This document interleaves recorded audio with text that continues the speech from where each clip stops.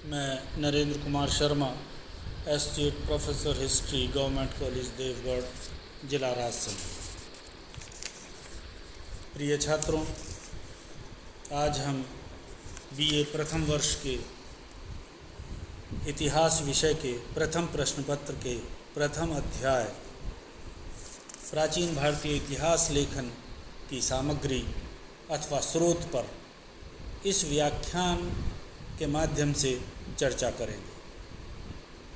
प्राचीन भारत का जब इतिहास की बात चलती है तो आम तौर पर पाश्चात्य इतिहास जगत यह आरोप भारत पर लगाता है कि भारत में किसी प्रकार की जो इतिहास लेखन की कला थी उस कला का विकास नहीं हुआ या इतिहास लेखन की परंपरा भारत में नहीं थी। लेकिन जब हम अपने अतीत की तरफ ध्यान देते हैं तो हमें पता चलता है कि भले ही एक साइंटिफिक प्रणाली हमारे पास ना हो, लेकिन ऐसा भी नहीं है कि हम प्राचीन काल की घटनाओं को लिपिबद्ध करने में या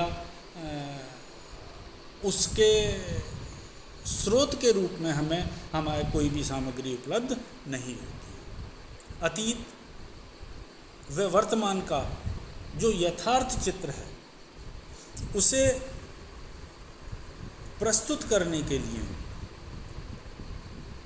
जो इतिहासकार है वो एक वैज्ञानिक की तरह उसके पास जो उपलब्ध साक्ष्य हैं उन साक्ष्यों का विश्लेषण करता है, उन साक्ष्यों का निरीक्षण करता है और उन सामग्री को, उस साक्ष्यों के आधार पर वो अतीत का सही चित्र प्रस्तुत करने का प्रयास करता है। प्राचीन काल का जो इतिहास है या जो इतिहास लेखन की जो परंपरा है उसे सामान्य तौर पर हम इतिहास के कालखंडों को मोटे मोटे 3 रूप में बांटने का प्रयास इतिहासकारों ने किया है। एक काल वह काल है जिस काल में हमारे पास लिखित साक्ष्य उपलब्ध नहीं थे, अर्थात जिस काल में हमारे पास इतिहास लेखन के स्रोतों के रूप में सिर्फ और सिर्फ पुरातात्विक साक्ष्य ही उपलब्ध थे, उस काल को हम प्रागैतिहासिक काल कहते हैं। उसी तरीके से ऐतिहासिक काल वह काल है जिस काल में हमारे पास पुरातात्विक साक्ष्यों के साथ साथ साहित्यिक साक्ष्य भी या लेखकीय साक्ष्य भी हमारे पास उपलब्ध है। उसी तरीके से तीसरा जो काल है आद्य ऐतिहासिक काल या आद्य इतिहास, उस काल में हमारे पास पुरातात्विक साक्ष्य भी हैं, हमारे पास साहित्यिक साक्ष्य भी उपलब्ध हैं और साथ ही साथ विदेशी यात्रियों का या विदेशियों का विवरण भी हमारे पास उपलब्ध है। तो मोटे मोटे तौर पर इस अध्ययन के आधार पर, इस कालक्रम के आधार पर हम ये कह सकते हैं कि हमारे पास इतिहास लेखन के लिए 3 प्रकार के साक्ष्य हमारे पास उपलब्ध हैं। उनमें आज हम चर्चा करेंगे पुरातात्विक स्रोतों की। प्राचीन भारतीय इतिहास को समझने के लिए या प्राचीन भारतीय इतिहास को लिखने के लिए जो सामग्री हमें महत्वपूर्ण रूप से सहयोग प्रदान करती है उसे हम पुरातात्विक सामग्री के नाम से जानते हैं। ये जो पुरातत्ववेत्ता वैज्ञानिक दृष्टि से उत्खनन के माध्यम से स्रोतों को एकत्रित करते हैं और उन स्रोतों का विश्लेषण इतिहासकार करके अतीत का पुनः निर्माण करता है और इस उत्खनन के माध्यम से पुरातत्ववेत्ता हमें एकदम सटीक और वैज्ञानिक दृष्टि से संपन्न जानकारी उपलब्ध कराता है। और वैज्ञानिकता का प्रयोग विशेष रूप से हम कार्बन डेटिंग या रेडियो कार्बन डेटिंग के माध्यम से प्राप्त करते हैं। इससे हमें उन स्रोतों के कालक्रम के बारे में जानकारी प्राप्त करने में बड़ी सहायता प्राप्त होती है। सामान्य तौर पर जो पुरातात्विक साक्ष्य है, ये हम इन्हें निम्न श्रेणियों में विभक्त कर सकते हैं। अध्ययन, जब हम पुरातात्विक सामग्री का अध्ययन करेंगे तो उसमें हमें अनेक प्रकार की सामग्री प्राप्त होती है, जिन सामग्री के माध्यम से हम इतिहास का निर्माण करते हैं या अतीत का निर्माण करते हैं। उसमें है अभिलेख। अभिलेखों को भी हम अनेक रूपों में देखते हैं। कहीं हमें अभिलेख स्तंभ पर उत्कीर्ण मिलता है, कहीं हमें अभिलेख गुहा में मिलता है, कहीं हमें अभिलेख शिला पर मिलता है, कहीं हमें प्रशस्ति के माध्यम से, प्रशस्ति पत्र के माध्यम से, कहीं हमें दान पत्र के माध्यम से, कहीं हमें स्मारक पत्र के माध्यम से अभिलेख मिलता है। तो ये सारे के सारे जो अभिलेख, मुद्राओं पर भी अंकित अभिलेख होते हैं। तो इन सारे अभिलेखों को हम अभिलेखीय साक्ष्य कहते हैं। और इन अभिलेखों में की जो महत्वता है, वो सर्वाधिक महत्व जो है अभिलेखों का, वो अशोक को जानने के बारे में। अगर हमारे पास अशोक के काल के अभिलेख उपलब्ध नहीं होते तो निश्चित रूप से एक भारतीय इतिहास के स्वर्णिम युग से हम अनजान होते। हमें पियदस्सी जो राजा था अशोक, उस राजा का ज्ञान हमें प्राप्त नहीं होता अगर हमारे पास ये अभिलेख नहीं। जो अशोक के अभिलेख हैं वो ब्राह्मी लिपि में, अधिकांश जो अभिलेख हैं वो ब्राह्मी लिपि में प्राप्त होते हैं। कुछ अभिलेख खरोष्ठी लिपि के भी हैं।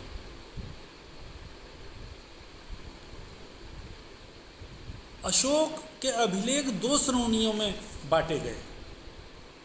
एक तो निजी और राजकीय अभिलेख हैं। अपने शासनकाल में अशोक ने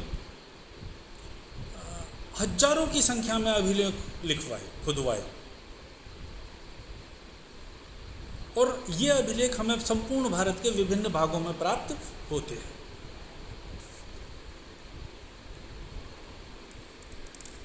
इन अभिलेखों से हमें अशोक के धर्म के बारे में, उसके साम्राज्य विस्तार के बारे में, उसके आचरण के बारे में और उस समय की कला, संस्कृति, धर्म, इन सब के विषय में, प्रशासन, राजनीति, सब के विषय में हमें ज्ञान प्राप्त होता है।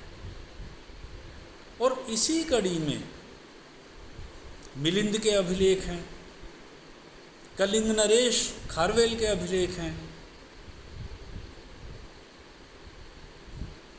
रुद्रदामन का अभिलेख है, कनिष्क आदि कुषाण लेखों के शासकों के अभिलेख हैं।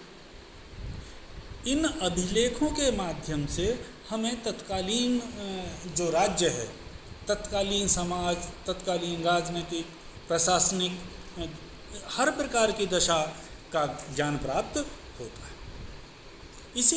इन अभिलेखों में स्तंभ अभिलेखों की अगर बात करें तो महत्वपूर्ण रूप से दो स्तंभ लेख का जिक्र मैं यहाँ करना चाहूँगा। एक तो प्रयाग प्रशस्ति,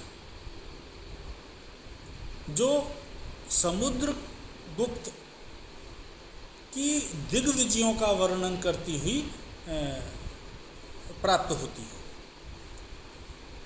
समुद्रगुप्त का जो दरबारी कवि है हरिसेन, उसके द्वारा इस प्रशस्ति की रचना की गई है। अगर प्रयाग प्रशस्ति ना हो तो निश्चित रूप से हम समुद्रगुप्त की जो दिग्विजय है या जिसके आलोक में हम समुद्रगुप्त की तुलना नेपोलियन के साथ करते हैं, वो करने में हम सक्षम नहीं होते। उसी तरीके से जो मेहरौली का स्तंभ लेख है, जो आज की दिल्ली में स्थित है, कुतुब मीनार वाले कैंपस के अंदर ये लौह स्तंभ है जिस पे चंद्रगुप्त का एक अभिलेख उत्कीर्ण है। तो उस अभिलेख के माध्यम से हमें चंद्रगुप्त द्वितीय विक्रमादित्य के शासन संबंधी अनेक चीज़ों का ज्ञान होता है। इसी प्रकार से मधुबन में, बांसखेड़ा में हमें हर्षवर्धन के अभिलेख प्राप्त होते हैं।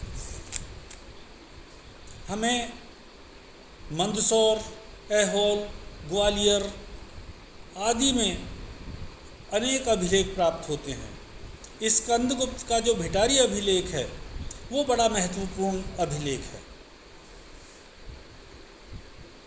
इसी प्रकार से रुद्रदामन का गिरनार अभिलेख, भितारी अभिलेख, ये सारे अभिलेख ऐसे हैं जो प्राचीन भारतीय शासकों के विषय में, तत्कालीन प्रशासनिक दशा के विषय में, राजनीतिक दशा के विषय में, धार्मिक दशा के विषय में प्रकाश डालने में सक्षम है और इतिहासकार को इतिहास की अतीत के निर्माण में सहायता प्रदान करते हैं। इसी क्रम में जो प्राचीन स्मारक हैं वो बड़े महत्वपूर्ण स्रोत हैं। किसी कवि ने यह लिखा है या कहा है कि पाषाण भी बोलते हैं, वे अपने युग के सुंदर एवं कलापूर्ण ग्रंथ होते हैं। और वास्तव में इन स्मारकों को देखकर उस काल की रुचियों के बारे में, उस काल की कला के बारे में, उस काल की निर्माण शैली के बारे में, उस काल की आर्थिक दशा के विषय में हमें ज्ञान प्राप्त होता है। अगर हम प्राचीन काल के भारतीय देवालयों की बात करें तो हमें पता चलता है कि उस काल में नागर, द्रविड़ तथा बेसर शैली प्रमुख रूप से भारत में स्थापत्य की देवालय शैली के रूप में प्रचलित शैलियाँ थी। इसी तरीके से अगर हम और पहले जाते हैं तो हमें बौद्ध स्थापत्य कला के नमूनों के रूप में स्तूप, चैत्य, विहार, स्तंभ, ये सारी चीज़ें हमें प्राप्त होती हैं। तो इनके माध्यम से हमें न केवल धार्मिक दशा पर प्रकाश पड़ता है, उस काल के लौकिक और धार्मिक जगत के विषय में भी, जनमानस की रुचियों के विषय में भी, लोक प्रचलित मान्यताओं के विषय में भी हमें ज्ञान प्राप्त होता है। इसी तरीके से मुद्राएं,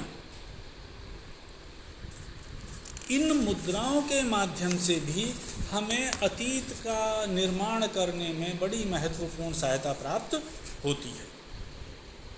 कुछ मुद्राएं तो ऐसी होती हैं जिन पर चिन्ह या लेख अंकित होते हैं और कुछ मुद्राएं ऐसी होती हैं जो प्लेन होती हैं, जिन्हें सामान्य तौर पर आहत मुद्राएं कहा जाता है। डॉक्टर स्मिथ का मानना है कि सिकंदर के आक्रमण के समय से हर काल में इतिहासकारों के अन्वेषण में सर्वाधिक महत्वपूर्ण सहायता पहुंचाने का काम ये मुद्राएं करती हैं। हमें इनके माध्यम से राजाओं के तिथिक्रम का, राजवंशों की वंशावली का, तत्कालीन धार्मिक दशा का, तत्कालीन सामाजिक सांस्कृतिक दशा का, राजा की रुचि का और सबसे महत्वपूर्ण तत्कालीन वाणिज्य और व्यापार की दशा का भी हमें ज्ञान प्राप्त होता है मुद्राओं के माध्यम से। वो मुद्रा नाम का ही स्रोत है जो हमें तत्कालीन समाज की या तत्कालीन राज्य की आर्थिक दशा पर प्रकाश डालने में सबसे अधिक महत्वपूर्ण भूमिका निभाता है। अगर किसी के राज्यकाल में मुद्रा की धातु स्वर्ण है और एक राजा के काल में मुद्रा की जो धातु है वो रजत है, चांदी है या तांबा है या कोई अन्य धातु है, तो इन कीमती धातुओं के आधार पर हमें तत्कालीन राज्य की आर्थिक दशा का ज्ञान प्राप्त होता है। तो साथ के साथ जो एक और अन्य महत्वपूर्ण बात है, राज्यों के सीमांकन में भी बड़ा महत्वपूर्ण भूमिका मुद्राएं निभाती हैं और साथ ही साथ अंतर्राज्य संबंधों को निर्धारित या निरूपित करने में भी मुद्राओं का बड़ा योगदान रहता है। मुद्राओं के साथ अवशेष भी बड़े महत्वपूर्ण रूप से हमें, जो भग्नावशेष है वो महत्वपूर्ण रूप से इतिहास के लेखन में सहयोग प्रदान करते हैं। अनेक जो उत्खनन के माध्यम से जो हमें भग्नावशेष के रूप में सामग्री प्राप्त होती है, वो सामग्री भी हमें इतिहास के निर्माण करने में सहायता प्रदान करती है। मूर्ति कला जो एक अन्य विधा है पुरातत्व सामग्री की, उसके माध्यम से भी हमें इतिहास, अतीत के इतिहास का ज्ञान प्राप्त होता है। जहाँ तक बात प्राचीन काल की करते हैं तो सामान्य तौर पर हम इन्हें 3 भागों में बांट के देख सकते हैं। मूर्ति कला विशेष रूप से कुषाणकालीन, गुप्तकालीन और गुप्तोत्तरकालीन। कुषाण काल में जो मूर्ति निर्माण शैली थी वो 2 प्रकार की थी, गांधार शैली और मथुरा शैली। तो इन कलाकृतियों के माध्यम से हमें तत्कालीन समाज की सांस्कृतिक और आर्थिक और धार्मिक दशा के विषय में ज्ञान प्राप्त होता है और साथ ही लौकिक जगत से जुड़ी हुई भी बहुत सारी चीज़ें के बारे में ज्ञान प्राप्त होता है। इसी तरीके से चित्रकला भी महत्वपूर्ण रूप से जिम्मेदार है भारतीय इतिहास लेखन की सामग्री के। चित्रकला, अगर हम प्राचीन भारतीय इतिहास के संदर्भ में बात करें तो निश्चित रूप से बौद्ध चित्रकला का नाम उल्लेखनीय रूप से लिया जाए और इनमें भी विशेष रूप से जो महाराष्ट्र में औरंगाबाद जिले में स्थित एक स्थल है अजंता गुफाएं, उन गुफाओं के बिना तत्कालीन चित्रकला का वर्णन करना अधूरा रहेगा। अजंता में बौद्ध चित्रकला का सबसे प्रमुख केंद्र था। इन बिहार गुफाओं में चित्रित जो भित्ति चित्र हैं वो अद्वितीय हैं। ये तत्कालीन बौद्ध धार्मिक चिंतन व सामाजिक जीवन को स्पष्ट करने में सहायता प्रदान करते हैं। तो इस प्रकार से हम आज के इस व्याख्यान में